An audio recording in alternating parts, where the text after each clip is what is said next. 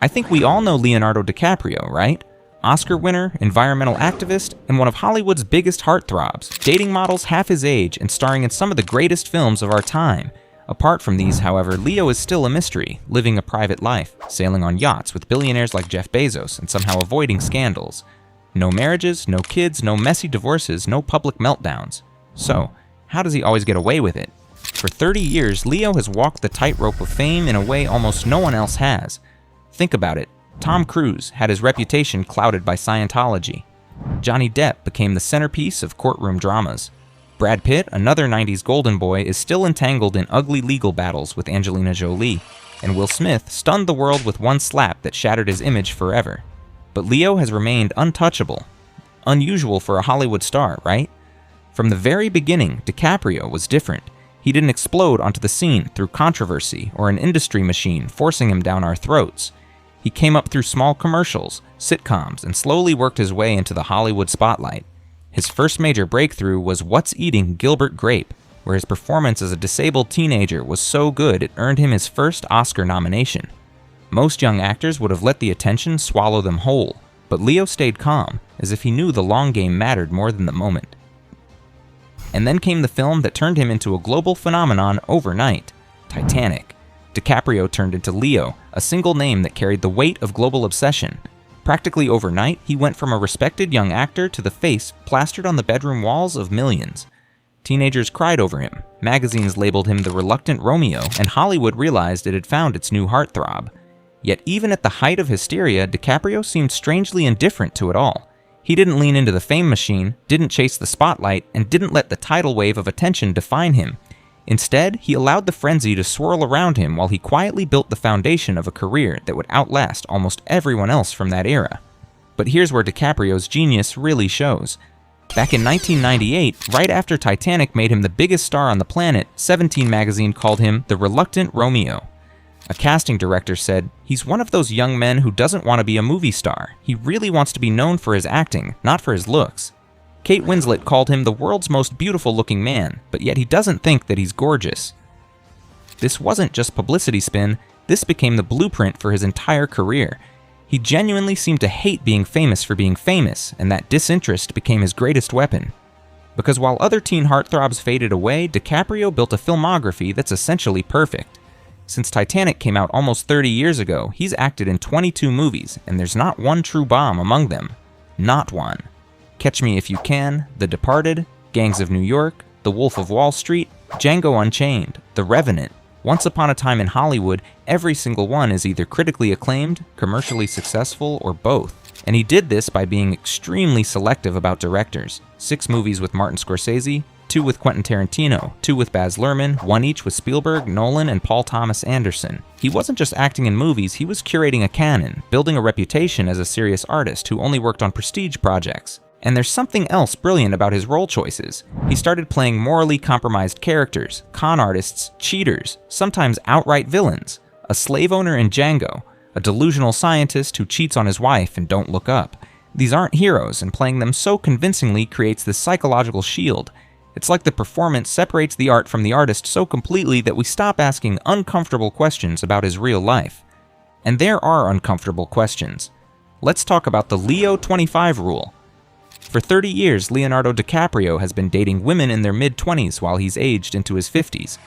In the 90s, models like Naomi Campbell and Amber Valletta. In the 2000s, Gisele Bündchen and Bar Refaeli. In the 2010s, Erin Heatherton and Kelly Rohrbach. Now at 50, he's with Vittoria Soretti, who's 27, and yes, also a model. The pattern became so obvious that when Sabrina Carpenter turned 25 last year, she had a birthday cake made with DiCaprio's face and the caption, "No, don't turn 25, you're so sexy, Hollywood was literally making jokes about it at her party. Now look, there's nothing illegal here. These are consenting adults, and there are virtually no rumors about cruelty or manipulation. He's not a predator, just a traditional Hollywood bachelor with a very specific type. Kind of like Jack Nicholson, another legendary actor who dated much younger women and got away with it through talent and silence. In a post-Me Too world where we've learned about genuinely horrific behavior from powerful men, a guy who just likes dating models feels almost wholesome by comparison. One writer put it perfectly. You want to hurt a 45-year-old straight woman's feelings? Tell her DiCaprio just got Me Too'd. We're relieved he's just a cad and not a monster. But here's where Leo gets slimy, and it's not about the dating. It's the hypocrisy. DiCaprio has built this reputation as Hollywood's biggest climate activist. In 2016, he won the Oscar for The Revenant and said, "Climate change is real. It is the most urgent threat facing our entire species, and we need to work collectively together and stop procrastinating." Climate change is real. It is happening right now. It is the most urgent threat facing our entire species, and we need to work collectively together and stop procrastinating. He founded the Leonardo DiCaprio Foundation in the late 90s, produces environmental documentaries, attends climate summits, uses his platform for conservation. But then earlier this year, he was photographed hiding under his black baseball cap at Jeff Bezos' wedding to Lauren Sanchez, the third richest man in the world whose company, Amazon, is one of the largest polluters on the planet. The wedding was a massive oligarch celebration, and plenty of celebrities got destroyed for attending. Oprah, Gayle King, Katy Perry, the Kardashians all dragged through the mud. But DiCaprio, barely a mention. He skated by like nothing happened, and it's not his only questionable move. DiCaprio has a 10% stake in an eco-hotel being built near Tel Aviv, a 14-story luxury development with 365 rooms and a yacht marina accessible directly from the hotel. He claims it will serve as a model for environmentally friendly hotel development. But come on, a yacht marina? Plus it's being built on occupied land, which raises entirely different ethical questions. Then there's Joe Low, the Malaysian billionaire who's now a fugitive after one of the biggest financial fraud scandals in history. Low helped finance the Wolf of Wall Street, donated to DiCaprio's foundation, and flew Leo on private jets to ridiculous parties.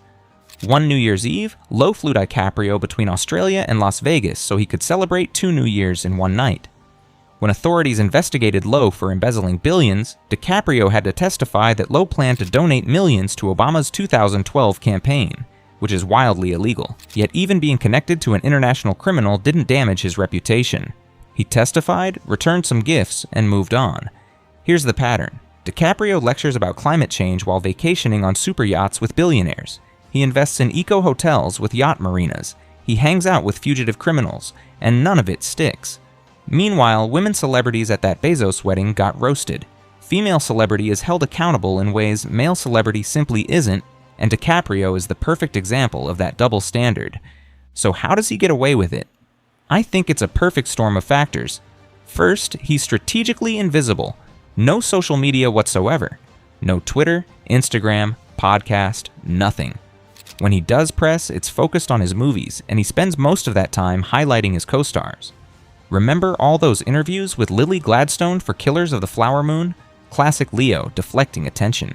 We only hear from him through his work, which means there's very little to criticize in real time.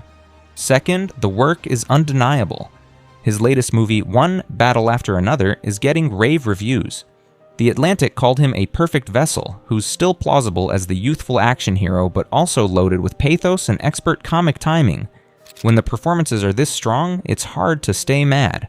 The work obfuscates everything else. Third, he might be the last true Gen X movie star who can pull this off. He came up when privacy was still possible for celebrities, when you didn't need social media to stay relevant. He exists in this perfect sweet spot where he can be both a prestige actor and a bachelor playboy without either identity overwhelming the other. And fourth, our standards for male celebrity behavior have dropped so dramatically that being a hypocritical climate activist who dates young models feels almost quaint. He's not abusive, not violent, not cruel. In a world where we've learned about genuinely monstrous behavior from powerful men, DiCaprio's contradictions seem relatively harmless. The real brilliance of Leonardo DiCaprio isn't that he's gotten away with anything, it's that he's made us complicit. He maintains enough distance that we can't pin down who he really is. He surrounds himself with enough prestige that criticizing him feels like criticizing art itself. One writer described him as almost a parody of a famous actor who courts attention but only in the ways he wants. Charity work on a topic almost everyone can agree on, but not in a way that impacts his personal relationships with billionaires. And we let him because we've collectively decided his talent is worth more than our principles, that his version of being problematic is so mild compared to everything else we've learned about Hollywood that it's barely worth mentioning. Leonardo DiCaprio isn't getting away with anything. We're giving him permission every time we buy a ticket, every time we defend him, every time we laugh at the memes instead of thinking about what they mean.